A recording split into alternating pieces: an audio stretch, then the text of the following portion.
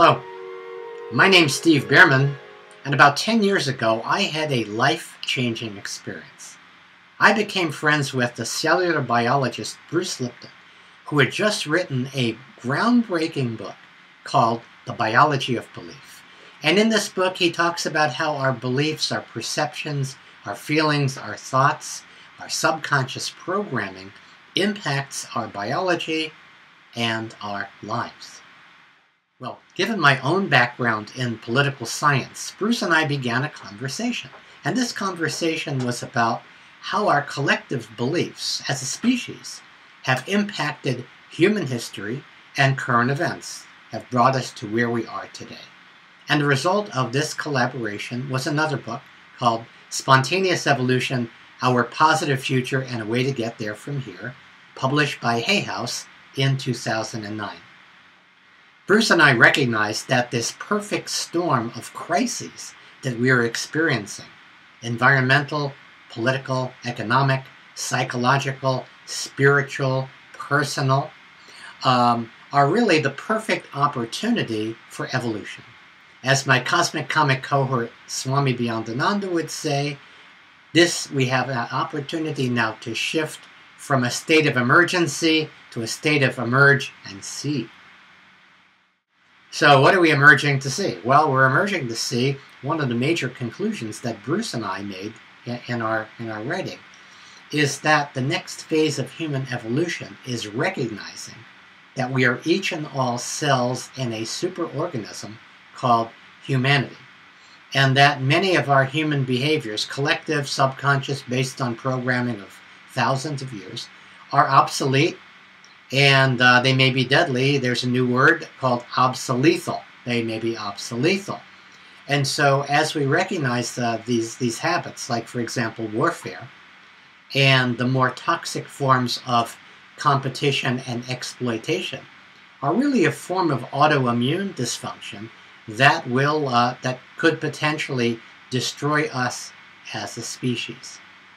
So by seeing and living from our connection to one another and to the web of life, we have a chance not just to survive, but to actually thrive. Now, when Bruce and I published our book 5 years ago, we looked at spontaneous evolution as a noun in the future. Now we are coming to recognize it as a verb in the present. It's happening right now, and this is an invitation for everyone watching this video to consciously participate in this, what I call, evolutionary upwising, as we wake up and wise up to our true destiny as a species, a connected organism where we are in cooperation, where we're working toward the greater good of all, where everybody benefits, and the problems and challenges that we face are at a higher level than the ones that we're facing right now. You might listen to this and go, well, that sounds pretty utopian. Well, interestingly enough, about half a century ago, one of the great visionary thinkers of the 20th century, R. Buckminster Fuller, wrote a book about our human destiny and condition, and he called the book Utopia or Oblivion.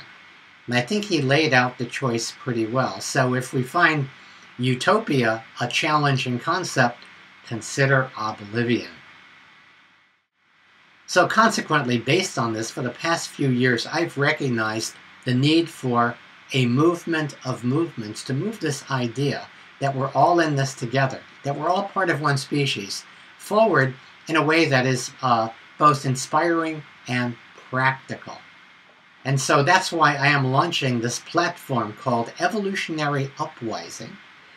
First as a blog site and a podcast. I'll be interviewing what I call early wisers and evolutionary solutionaries who have pieces of the puzzle of weaving together this really new world and new idea that we all know is possible. My colleague Charles Eisenstein wrote a book called The More Beautiful World We All Know Is Possible. I think those words say it very well.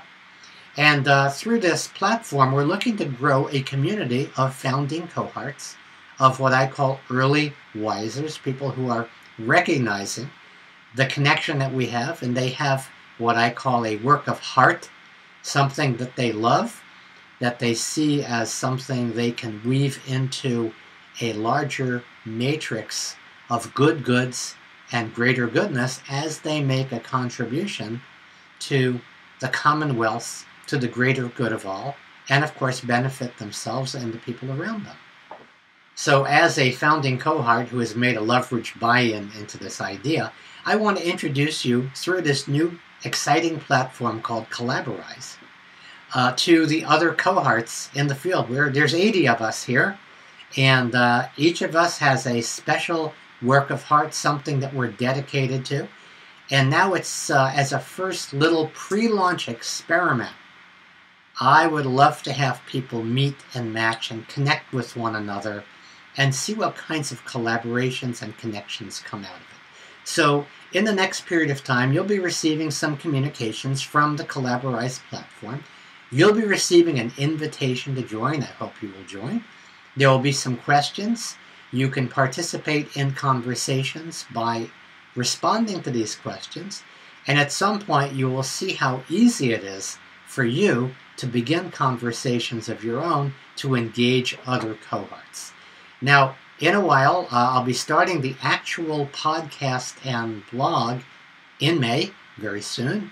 We'll be using the Collaborise platform until we are migrating to something a little bit more robust that will allow everyone to have their own page. But this is a really good pre-launch way for everyone to get started, to see who else is in the river with you, and to really begin to tell people what you're doing, tell people the kind of resources that you need and require, find other people who are likely collaborators and cohorts, and let's see what kind of jam we can do.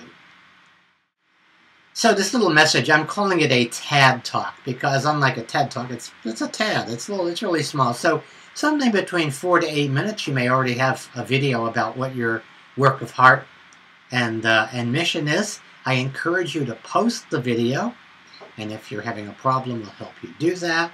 And that way, everybody else on the team can look in, see what you're doing, and go, oh, I love that idea. I am so excited that somebody is doing it. How can I help that individual move their dream along? So you'll be hearing more from me. You'll be seeing more from me.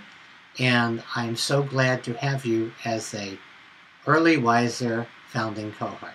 Thank you. And as Swami would say, may the farce be with you.